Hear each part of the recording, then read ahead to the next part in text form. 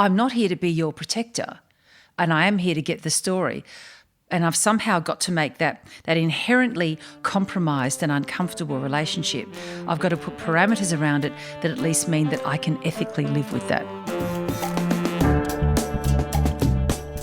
Hi, I'm Olivia Cummings, and on this podcast, I'd like to introduce you to the people who inspire me in my life and work as a jeweller, designer, and the founder of Cleopatra's Bling. In Australia, the Walkley Awards are a renowned prize in journalism. My guest today has won not one, but 2 Walkleys through her illustrious career. I'm telling you, you've never heard a more engaging storyteller.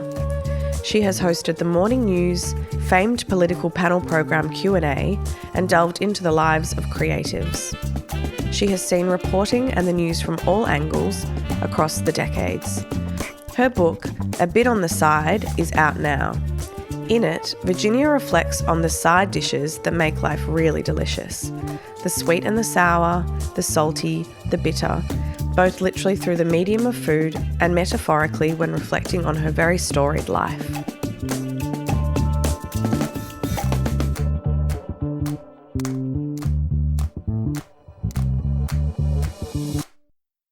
Cleopatra's Bling acknowledges the Wurundjeri people as the traditional custodians of the country where we work and their continuing connections to land, waters and culture. We pay our respects to their elders and all Kulin Nations people, past, present and future. Hi, Virginia. Hello, Olivia. I've been watching you on TV since I was a little girl, so it's kind of cool to sit here with you and you're wearing some Cleopatra's Bling. Yes. So your career in journalism is quite diverse. Can you tell us what drew you first of all to journalism and how you started your career? I remember very distinctly thinking, where do they pay you to tell stories? It was as simple as that. Where will they pay me to write stories? That had been my love and strength at school. And I got sort of waylaid a bit after university when I did a degree, an honours degree in fine arts, and I ended up in a publishing company. And I thought, well, that's good, that's writing, that's books. But I was in the publicity department and I was really bad at it, really bad at publicity. I didn't like it. Yeah. I was on the wrong side of the fence. I was on that side selling it and I wanted to be on that side writing it. So after a year or so of that, I thought, look, it's journalism. I mean, they'll pay me to write if I got a job at something like The Age. So I sat, back in the day then, you sat an exam to become a cadet. And the Age cadet exams were famous. They would fill Wilson Hall at the University of Melbourne with close to 1,000 young people all sitting a written exam. And if you got through the exam, then you got to the first round of interviews, then to the second round, and then hopefully you got one of 6 positions. It seemed quite an unattainable It was goal. weird. It was utterly unattainable. And at the same time, I thought, oh, no, I've got this. I don't know why I thought that. I had very little going for me to recommend me down that path apart from a real zeal for it and you know, a handful of stuff that I'd done at university for the university newspaper. But I managed to stumble my way through and get Amazing. through. I remember not doing well on the written exam, but I do remember the feeling in the second interview of doing well in that conversation. I think that was actually the first kind of hypnotic attraction and addiction to the interview and doing the interview, because I could see that I was getting these people's attention and I was winning them over and I was somehow getting them to focus on me and connect to me. And I remember that feeling and thinking, oh, I like this. And that's the feeling that you chase in every interview that you do, where you try and get that person to trust you, to connect to you, to reveal and open up to you. So I somehow managed to get through and I started at The Age as a cadet. Wow. So your first job was at The Age? Yes. What's a cadet at The Age? A cadet is a... Because for me that's an army term. It sounds great, doesn't it? It's lovely. We're a little clutch of baby journalists, and we have a cadet counsellor who was an old wizened man. He looked like a tortoise who had left his shell. If you imagine what a tortoise might look like out of a shell, that vulnerable. No. He had a shell of a different kind. That long wizened neck and this balding head with glasses, and his name was Clive. Clive Malseed, which is so 19th century. I loved it as a Dickensian name. And Clive Malseed schooled us in the arts of journalism and taught us how to write a story, how to construct an intro, how to write a lead, how to check your facts. And he had a couple of dictates, but one in particular was, and he'd say it in his strange wizard voice, "Get it right. Just get it right." And that was his bottom line. And that was the most important bottom line of all. You could have a lovely flourish and a great style as a writer and beautiful turn of phrase, which would mean nothing if you got your facts wrong. Of course. And so that has been the guiding principle. So he would teach us how to be a journalist. And being a cadet meant that you had to do the tides. So you had to get the information was sent into the paper every day about what tomorrow's tides would be, and you wrote them up for the paper, and you had to get that right, because if you got the tides, the high and the low tides times wrong, then a fisherman would get stuck on the sandbar in Port Phillip Bay and the editor would never hear the end of it. So there were exercises in accuracy. I was going to say, it's like testing your precision. Exactly. So it was the shipping arrivals we had to do, the tides. There were a couple of others I can't remember, but they were chores that we all had to do and share between us every day. And then we gradually got to the opportunity to write pieces, and we'd sent off to each section, off to business and sport and news, courts, and we were rotated through those sections where we learned what our skills were and what we really loved. And then we'd start pitching to the desk. And what I loved many things about the newspaper and still do. But one of the things I most loved and still do is that it's a genuine democracy. The best story wins. And you could rock up as a very junior reporter, but if you had a good story and you had it, like really had it, and you had your facts right and you had some really great quotes in there, you had every chance of making the front page. I loved that democratic, fight for the good story. Yeah. Was a really intoxicating part of it. And I guess you could be quite competitive with yourself. Yes, yeah, absolutely. Yeah, you wanted to write a great story. You wanted to do better than before. You wanted it to have impact. You wanted other news organisations to follow it up. The thrill never ever subsided of being on page one. Yeah, of course, Never. I imagine. Yeah, and and many were the nights where you'd actually, and all of us would, even senior journalists, where you'd get up at 11 p.m. or you'd stay up till 11:30 and you'd drive down to Spencer Street and you'd be there when the first papers, rolled off the stone and off the presses, because you just wanted to see your story in print. That's amazing. It was a really exciting time, and I learned with and from some really great journalists, and learnt some skills that have stayed with me forever. People like Peter Ellingson, who was a beautiful features writer and Gate news writer, who gave me another dictate that's always stayed with me, which is show, don't tell. And that's worked for almost every platform of journalism that I've worked on. You don't tell and spell it out, you show it. You show it through a quote, or you show it through a picture, or you show it through an example, or you show it through a sound. Don't tell the reader what is going on, and many other lessons besides. It was a great time.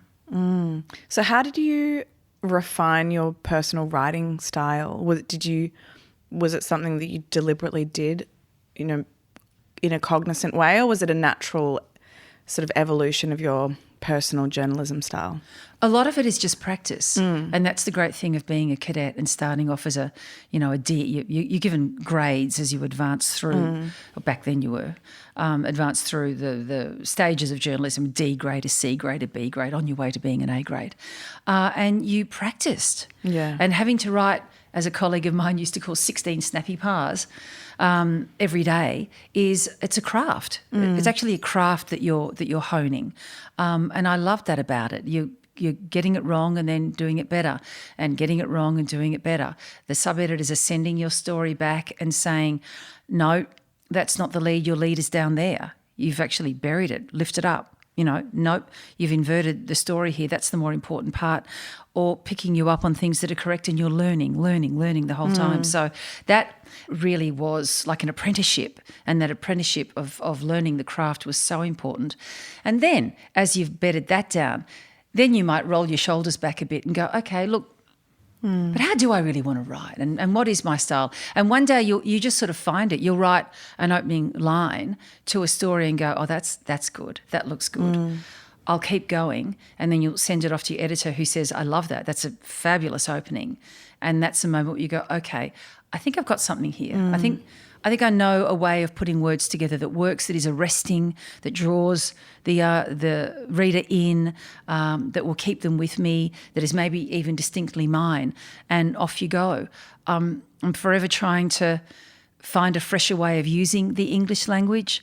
I'm forever trying to weed out adjectives and to make verbs work harder. I want hard-working verbs that kind of do the work for me. That means I don't have to put all these adjectives around it and describe, that will get you there into the moment and into what was the thing I'm reporting. Yeah, or the action or the feeling I'm evoking. So it's a constant project. I was just reading yesterday a book is about to be published by an author I've looked at from a distance but never read, Rodney Hall. I shouldn't admit that, but I haven't. And there were write-offs, blurbs by famous writers saying how wonderful he is. And almost all of them said he presents the English language as if it's being, freshly washed that morning. It's brand new again to you as a reader. And I thought, okay, well, that's someone I want to read. Yeah. I mean, anyone who can make this language that I revere so much fresher and more exciting is my guy. So I'll report back to you after I've read Rodney Hall's new novel and tell you what I've learned.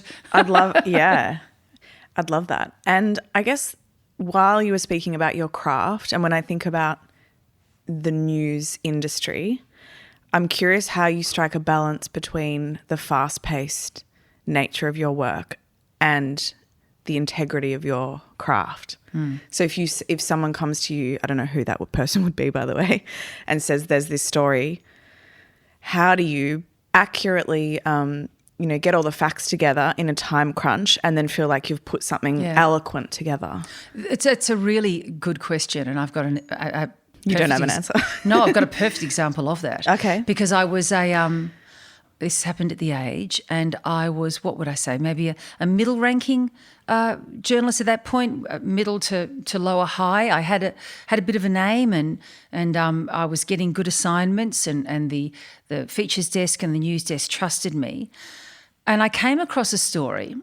Someone tipped me off and contacted me and said there's a very well-known ballet dancer who's being sexually harassed by a very, very well-known artistic director. Wow. And I said, right. I said, well, you're contacting me. Does he want to talk about this? Oh, I think he will. I think he will.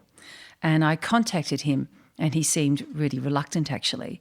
But it was his family members who were contacting me and saying, it's terrible. Our son is in a mess. He's losing his career, and it's this bloke's fault. And he's just sailing through, and, he's untouchable. And I started to pursue the story, and I told my editor about it.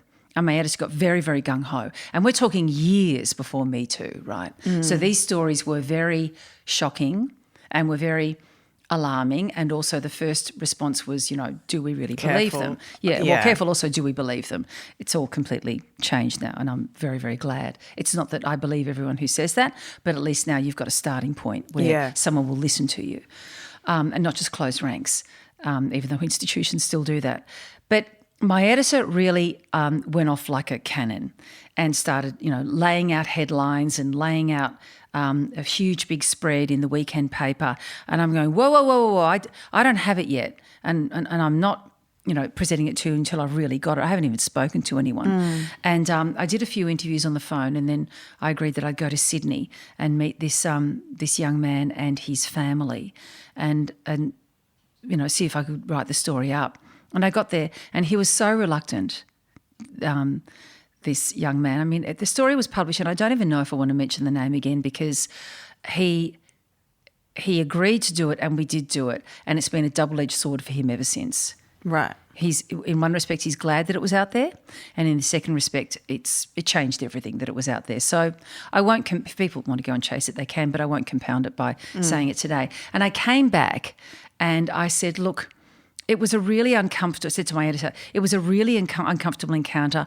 I'm not persuaded that we've actually got this guy's buy-in, that I've got the family pressuring me, but I cannot write this story unless he is full-throated saying, yes, tell my story. I said, it's his story to tell, no one else's. And my editor flipped, actually like threw a tantrum and said, I've got the pages laid out and it's ready to go this weekend.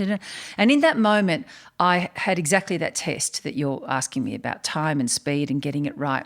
And I had to stand my ground and have probably the most uncomfortable conversation I'll ever have with an editor, where I said to him, I'm not giving it to you. I'm not giving it to you. You can have 2 blank pages in the Saturday paper. I don't care. But I'm not going with a story that I don't think I really have yet. Yeah. And what would have made you feel like you had it? His blessing? Or Well, him actually sitting down with me, he gave me a kind of an interview, but it was, he was sitting there, arms folded. As I arrived, and the family went and got me from the airport and took me to obviously his sister's house, and he wasn't there. And they were so lovely and anxious, and they were only trying to act in his best interest. Yeah. And then he arrived and he saw me and he said, oh, we're going to do this, are we? Yeah. And okay. I looked at him and I said, no. I said, we're not. I said, if you don't want to do it, we are not doing this. Not at all. I said, I'll go back to the airport now. I'm so sorry to have upset you or taken your time. And they're all going, no, and trying to make me stay. And I thought, this is not good. Yeah. This is not how this goes. Yeah. It can't be driven by somebody else. And eventually over time, he did talk to me, and he talked to me properly. And I said, do you want me to run this story? And he said, I do. And we did. But it took the time that it took. So it sounds like this is one of the stories that stayed with you a bit because of the circumstances. Because he rang me actually a few years ago. Gosh, it was funny. I only thought of him the other night. Isn't it weird we're going to this? I love how the universe does this. Yeah. I literally only thought about him the other night as I was going to bed. I thought, I wonder how you are, and I wonder if I should call you. Because he phoned me about 3 or 4 years ago out of the blue and said, hi. He said, I've been thinking about that story. He said, and I think I want to do something more in relation to that, because the whole thing just ruined my life. I was on a course to become this kind of dancer, and he was, exceptionally skilled. And he went that way, and look, he's okay. But, he went through a real time. And I said, you want to talk anytime, we'll talk. We'll do the next chapter, whatever you want that chapter to be. I'm here and I'll just write it down. And he said, let me think about it. And he smoke bombed again, and that's fine. I'm not going to chase him. It's his life, and I know how these stories can ruin people's lives, and I know very well. I know many journalists who just see the story and who just see the Walkley, and who are looking for the Walkley, and who are looking for the Logie, and they're going in that direction. And that person, I'm being very brutal here, but that person stands in the way of them getting to the Walkley. So it's just get the story, and I knew very early on I was never going to be that kind of person. I'd rather not get the story, but I'm not going to be responsible for fucking up someone's life. Well, that's kind of the image that you get of people in press and journalism. Some of them are like that. Yeah. I mean, I think that's probably the cliche. It is a cliche, and let me make very clear, it is not. They are not all like that. No. And I'm surrounded by colleagues who are not like that. You do feel that, though. You feel it from, the from some of them? personality. As in, I think you feel the people who are really genuinely there for the person they're reporting on behalf of. Yes, yeah. As opposed to them as a journalist. Yeah. And look, and it's a tricky dance anyway. I mean, anyone, who's read Janet Malcolm would know that, the journalist and the murderer, and she's written, fabulous essays on this. It is an uncomfortable relationship you enter into. I want that story. It's a very good story. No, I don't want to ruin your life, but I also know deep down just even publishing this is going to change the course of your life. I'm not here to be your protector, and I am here to get the story. And I've somehow got to make that inherently compromised and uncomfortable relationship, I've got to put parameters around it that at least mean that I can ethically live with that. Yeah. That I can ethically live with the transaction we're about to make, which in the end may not completely serve you, will certainly serve me, because I'll get a good story for the paper. It's uncomfortable, it's tricky, and how you make your peace with it, I think, depends on your own personal ethics and your personality. And I guess it's hard to define serving, like in that context, because it's like, what does that mean? Does it mean the story serving like maybe other survivors And also- would read that and feel empowered. And also serving the readers. Exactly. I'm here to serve the readers. I'm here to serve, I guess, my editorial masters. I am also there to serve that person who's put their trust in me. Yeah. But I cannot guarantee them that while I'm going to end up with a great story, I can't guarantee that they're going to end up with something wonderful for them. We had another really good example of that on ABC Radio on Mornings, which is the last live, real-time broadcast job that I left a year or so ago. And that was when we got the story of a woman who was the partner of a serving Victorian police officer who was being serially physically abused and assaulted by her police force partner, and the police force was covering it up. And she spoke to us and she told us the most horrendous stories about the beatings that she had endured, that her son and daughter had endured and observed as well. Horrible stories. And it was dangerous for her to tell this story. We didn't use her real name, and we never have. But it had a massive impact. I can imagine. Also, like in terms of ABC and Victoria Police, or like that can become quite tense. Like there'd be a lot of repercussions, I imagine, for something that institutional. That's right, and I think it was a sign of the times that if you did this story, say 15, 20 years ago, I think you would have had that. Now they're at least smart enough to know that they have to fix this. Yeah. And as a result of our reporting, we did series of interviews and stories about this. And there was immediately an ombudsman's inquiry announced into it, and a police command inquiry announced into this. The Victoria Police set up a unit, an actual unit to train police officers about what to see in terms of domestic violence and abuse and violence that have been promulgated by serving police officers. So they actually ended up having a very concrete and really useful response to it. But that was an example of that, where she wanted to tell her story and we had to say to her, this could go very badly for you. Yeah. The turning point for her and why she decided to do it was that she'd spoken to police officers inside the force because she planned to leave him. And as we know, the most dangerous time for a woman in a domestic violence situation or a family violence situation is when they leave. Yeah. And her plans about leaving were leaked to him. He was told by fellow officers about her plans to leave him. It's wild. Yeah, it was so wrong. Yeah. And so dangerous. And that's what pushed And they would her. know that, of course. It's, Jesus, I mean, really. But, it was the old code of looking after a mate and that kind of stuff. And that's why she decided to go public. So she's ended up, and her family, her lovely kids, have ended up, in a much better situation. But that was one of those risky situations where, do you actually say to them, hey, we'll take the story, but I wonder if you should even do this? Yeah. And we had those conversations. All we could do in order to live with ourselves as a team, myself and my two producers, and get through this and live with the moral consequences was just to be absolutely blunt with her. And she was great. And she pushed ahead and did it anyway, and good on her. Yeah, it's amazing. And I guess I'm curious about like the evolution you've seen in your field, starting as a young woman to being a senior, very well-known Australian journalist and obviously a woman, what progressions you've seen and changes in the industry? Well, the key change really has been flexibility. And that's, I think, and it's still, not nearly where it should be, but so much more than when I saw women under just enormous pressure, the kids needing to be picked up, or there being an appointment, or there being a school function, and you couldn't leave your desk. And if you did leave your desk, there would be, serious questions asked about why you left your desk, and us all learning the trick of bringing in, and I did this myself, a second jacket, and you left a jacket over the back of your chair and ducked off to do the thing and came back, hopefully hoping that jacket on the back of the chair might make people think, oh, she's around here somewhere, maybe she must be. Got a coffee. Yeah, exactly. And I'm sure people probably still do that, but working from home maybe has changed a lot of that. But that flexibility, I think, has been really fantastic women gradually, and they were doing it when I started out, were making their way into areas of reporting in the paper where they hadn't before. Senior women like Cara were, the most important footy riders you could imagine, but that was still a big deal then. And, her story she's told many times about having to battle her way into changing rooms for post-match comments when the blokes were let in.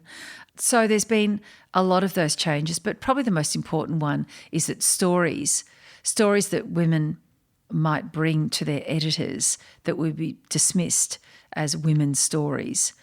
Maybe some of them still are, but they certainly aren't so much now. What's a woman's story? Like in there? Oh, like a childcare story. So a story about childcare. Back when I was a younger journalist, right. Okay. There were women's pages. We had a woman's page. That was the page. Girly things. Where those things went, And that was run by a fearsome feminist who was just a trailblazer. She was, really marvellous. But a lot of those stories wouldn't make it onto 1, 3 or 5. They'd be on the, was it called Accent? I think it was called the Accent page, I think. And that was, the woman's page. But I think that's been a really key change. And journalists that I went through, like Wendy Toohey, who was a colleague of mine at The Age and who is still at The Age, and who's a trailblazing writer and still writes stories that back then might have been dismissed as, as women's stories. And remember, if on police rounds, we didn't report family violence stories. We didn't report those stories. Was that for the safety? No. Me. Oh, that's so charming. No, because they were, quote, just a domestic. Oh, no, that's just a domestic. We don't report those. Right. Not a national issue. So a woman being beaten to within an inch of her life. It's was between not a story. them. Yes, between them. Okay. That's a change. Yeah, okay. Right. And so now So you would have seen an incredible and now we talk about evolution. national emergency. Yeah, absolutely. And that is an incredible evolution. Going back to the story we just talked about, I'm imagining taking that story that we did of the partner of the serving police officer who was being abused and assaulted at home to my news desk, and knowing the incredibly close relationship that the senior editors had with Victorian Police Command back then. Yes, if you compare like 30 years ago. Yeah, and imagining, I don't think I would have got it through. That's amazing. It's great that you're able to. I hope I'm not doing them a disservice. And I'm thinking here about, editors who I still really admire and love, like Mike Smith, who was my editor. And if Mike was here right now, he might say to me, no, we would have published that story. But I think maybe the way you would have done it would have been differently, maybe. Less explicit. But I think he would also acknowledge he would have been super, super cautious and very, very careful, because it would have absolutely pissed off Victoria Police and compromised a good working relationship that they would want to have, because they would get stuff from them. Yeah. It reminds me of a lot of current issues that I won't go into necessarily, quite political, but it's, there's lobbying and relationships that often come before truth speaking. So yeah. You would see that a lot. No one talks about that. No one talks about the fact that the halls of Parliament House in Canberra are filled with lobbyists. Oh. Filled with paid lobbyists who are there. Unlike you actually get to vote these people in and get to decide who gets there and who becomes the policy maker. And they just spend the day just come wandering the hallways, making appointments with, and coffees and dinners, and taking people, those policy makers and legislators out to lunch constantly. It's amazing. No one talks about that.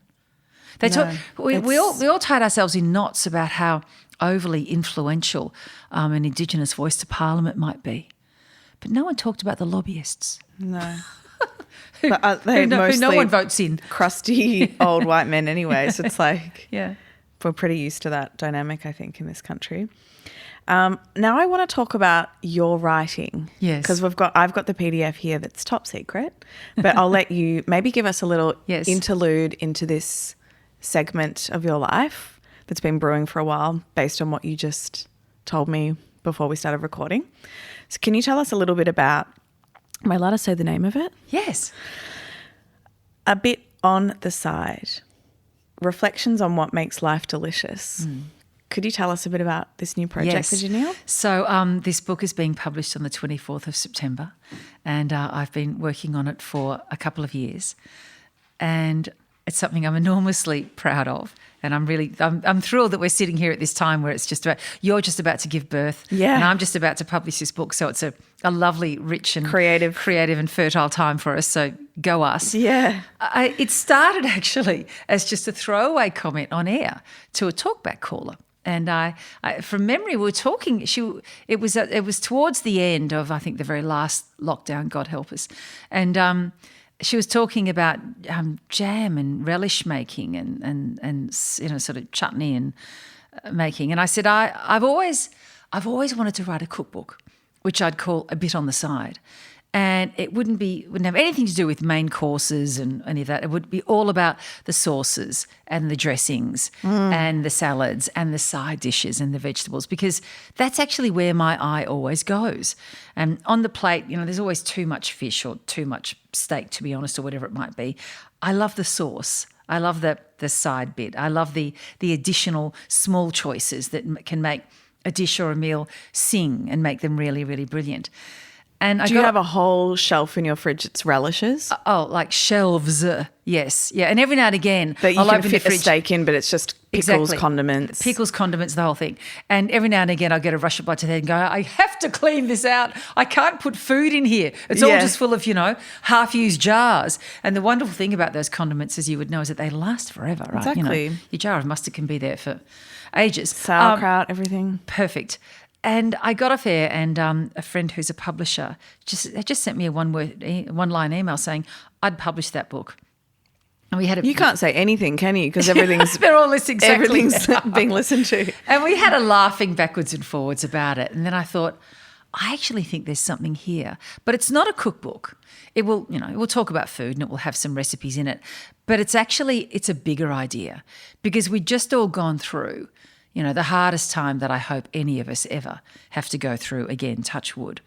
And there's something about life since that time that I think has made more and more sense of this idea of the whole picture, the big picture, actually, if you step back and look at it, can really look quite bleak, quite terrible. But you still have your life to lead, and you've got your family, and you've got your friends, and you've got your ambitions, and you've got your own creativity. So what do? You make whatever small choices you can to bring joy. Yeah. And to create a sense of fun and to create a sense of wonder and awe. And you make those selections deliberately. And I thought this became a really lovely metaphor for how we live our life now. And I knew there were stories and reflections and moments and observations in my life and in lives that I'd observed that would make sense of this. So I turned it into a kind of food memoir that used that as a metaphor. Yeah, it's really kind of, for lack of a better word, cheeky. Yes. I love that about it. It's really fun. Obviously, I only got it yesterday, so I haven't read it in detail, but it's quite playful. Yes, it is playful. And I hope that all the feelings are there. There's laughter, there's tears, there's very serious bits, there's much more lighthearted bits, because, any life contains all of that. But food is the thing that accompanies everybody everything. from Absolutely, yes. the beginning to the end. Yeah. So I guess it's a nice way to it's a nice vehicle for a memoir in a way. Exactly. That's exactly right. And the idea is a nice vehicle for what I want to discuss about how you actually have to be you've got to be mindful and quite and intentional about the plans that you make and the choices that you make in order to plant the seeds of things that will grow into small joys, down the track. Definitely. We share a love for condiments, because I'm actually going to give you some of our family South Indian lime pickle to take home with you. Oh, yes, please. It's very good. Russell will make his famous beef rendang, and that's perfect together. There you go. I love beef rendang. Charmaine Solomon's beef rendang. Really? It's the only one. Yeah. Okay, I have to write that down. Yeah. She's you'll still find that book. I think it's probably still in print, but she wrote that book in the 70s, I think. Australian, Sri Lankan woman, and who wrote this beautiful big book called The Asian Cookbook. And those recipes are still Perfect. I feel like my mum has that book. I'm going to look. Your mother would absolutely. Everyone's mother has that book. Okay. Yeah, they've got that book and Hardcover. Yeah, Pastel green, colours? Green, I think. I think it's a green spine or a dark green. I Yeah. think. But there'll be many iterations of it. She'll have that one, and she'll have Margaret Fulton's Asian Cookbook, which is also, you'd think it would be daggy, is absolutely correct. You'll go and look at it today and go, oh, that's absolutely right. There's nothing Still relevant. Still relevant. There's nothing more fashionable than that now. Love that. Which of the recipes in here is your favourite?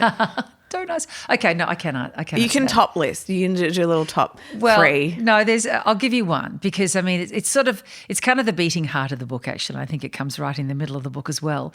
It's the story of how I fell in love with my husband, Russell Skelton. Oh, I want to know this.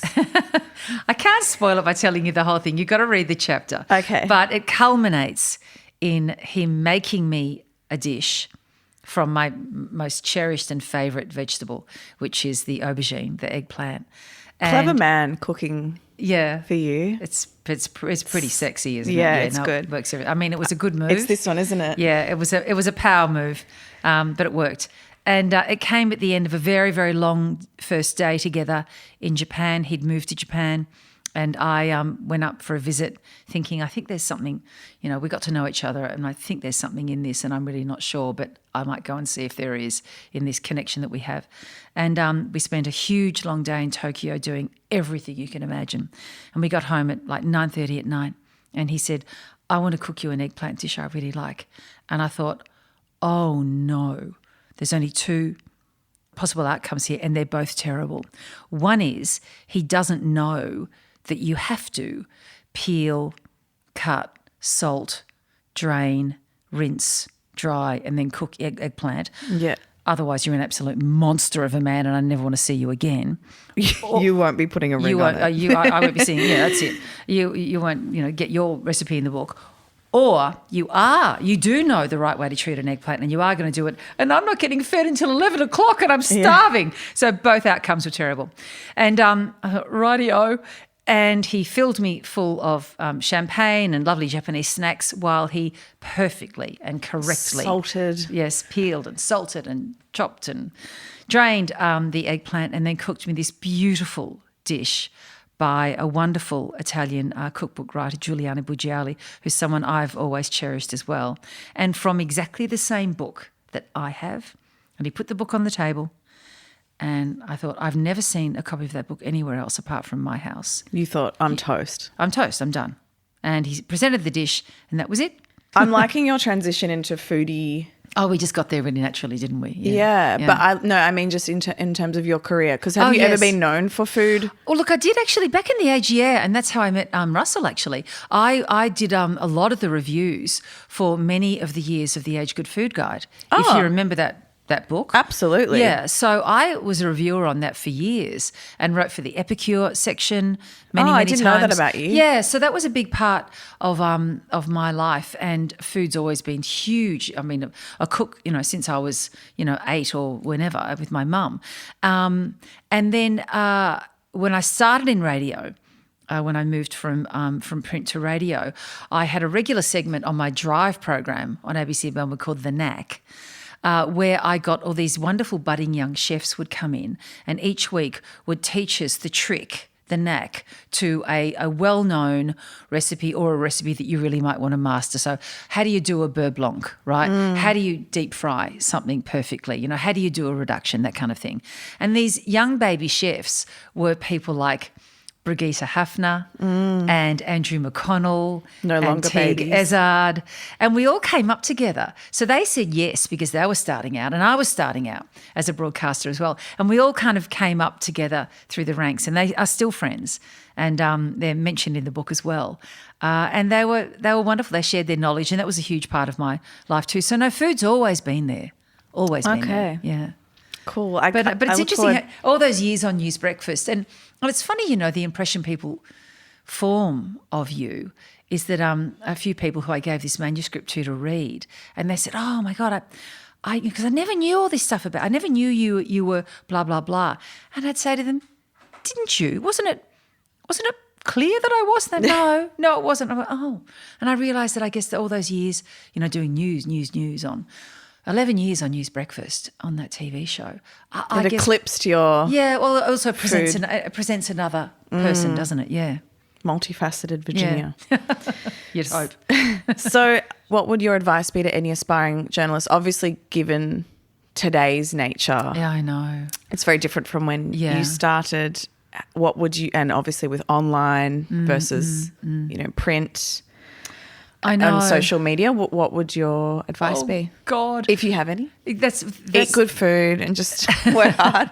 That's the terrible thing, because I know there are many people who aspire to this profession, but this profession is in turmoil, and we shed and lose and make redundant more people than we hire. So I don't want to give anyone a bum steer here. I don't want to end on a miserable note, but that's the reality of it. Having said that, what I really do know to be true, going back to where I started with that, young reporter who was a cadet learning from Clive Melseed, everything that Clive... The tortoise, yes. Clive and his family, Clive won't be alive anymore, but Clive's family, I am not being disrespectful, I thought it was marvellous, but he did look like a tortoise. Everything he taught me back then is applicable now and is important now. Yeah.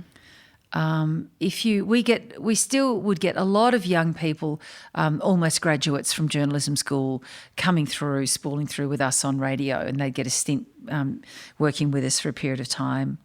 And we always had our eyes on them. And anyone who was energetic, who would go and seek out a story, who was a self-starter, who was really curious, well-informed and accurate, and really good to work with. We kept them on. We always had room for them. There was always going to be a place for you, because that sort of journalism, that kind of broadcasting, we churn through people. People get tired, they get burnt out, they need a break, and we're always looking for someone good. We're always looking for the next generation of producers and also presenters. So be that person. Yeah. Initiative. It's always initiative. I know it makes me sound 100 years old, but it's so true. And it applies whether you're looking at working in the digital sphere or in social media or whatever. It's the same. You've got to get it right. You've got to be good to work with. You've got to be collegial. You've got to have great ideas. You've got to have that initiative.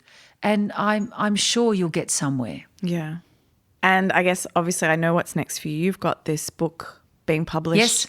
Which date again? 24th of September. 24th. Where can people find the They book? can find that in any bookstore. But if you follow me on social media, and I'm on Trioli on Instagram, and we're saddling up for series 2 of Creative Types, Fun. which is my television show. We had the first series earlier this year. The next series goes to air early next year, and that'll be 6 episodes focusing on 6 distinctive, prolific, creative Australians and telling the story of why they do what they do and how they do it. And that'll be beautiful. So we're about to start shooting that. Amazing. Yeah. Thanks for being here. Oh, thanks so much for asking me, Olivia. And can I just say, as a wonderful, distinctive creative yourself, I think what you put into the world in terms of your design and your jewellery and also your thoughtfulness about it is really beautiful, and I really appreciate it. Thanks, Virginia. This was the Cleopatra's Bling podcast with me, Olivia Cummings. Published by Pan Macmillan Australia, Virginia's A Bit on the Side is an ode to joy, filled with wisdom, stories, memories and recipes, all told with Virginia's renowned insight and wicked sense of humour. Get your copy where all good books are sold. Next time...